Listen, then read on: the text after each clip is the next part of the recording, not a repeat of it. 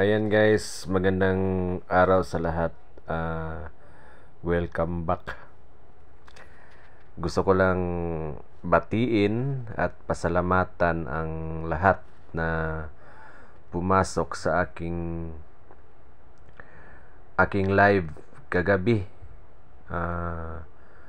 Wednesday. So maraming salamat. But before that, kain po muna tayo. Yung pagkain namin ngayon is tinulang ribs ng isda na may mga dahon ng pichay. Ang tagal kong nakapag-upload ng mga video guys kasi nawalan kami ng net sa pinagtrabahoan ko. Nawalan kami ng net guys, kaya di ako nakapag-live doon. Kaya mga almost sobra 3 weeks ata, or basta ganyan, 2 weeks. So gusto ko lang batiin at pasalamatan ang 11 people in the house na pumasok sa aking live. Ang una dyan is si my friend Shulihatin. Thank you so much.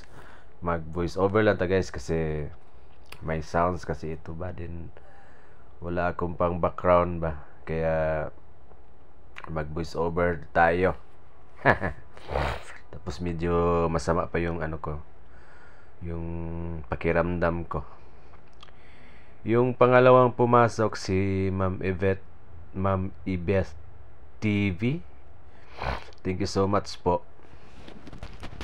Sa lahat na pumasok sa aking live guys is nagpi-play naman po ako sa abot ng aking makakaya. Binibisita ko yung mga bahay-bahay nyo. Yun lang po yung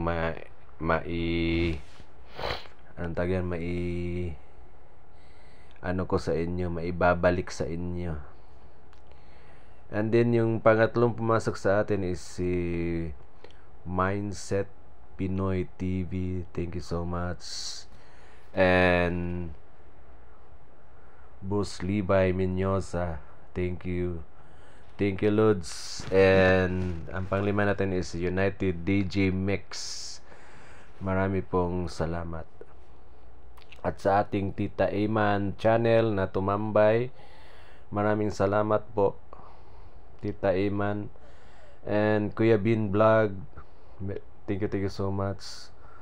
O ang atong silingan diri sa Davao, GNBC Gitala channel, daghan kayong salamat sa pasilip GNBC Gitala channel. O kang Ma'am Ditsay Vlogs, daghan kayong salamat sa inyong suporta. And of course si ang uncle natin from Cebu, si Uncle, ang kanyang YT channel is LME TV Vlog. Daghan jud kayong salamat sa imong patambay pudkol. And last but not the least, kasi 11 ito sila guys, yung classmate ng pamangkin ko from Mawab. Si Saysay. Lisod mi kay ni bisahon ni mga pangalan sayo. Maraming salamat po sa inyong lahat, at sa lahat na mga tumambay, sumilip, at sa mga kaibigan natin na nandyan lang. Maraming salamat po sa inyong lahat. And God bless, at kain tayo guys ng tinulang isda na ribs. Bukog sa Bisaya ba. So daghan jud kayong salamat and God bless.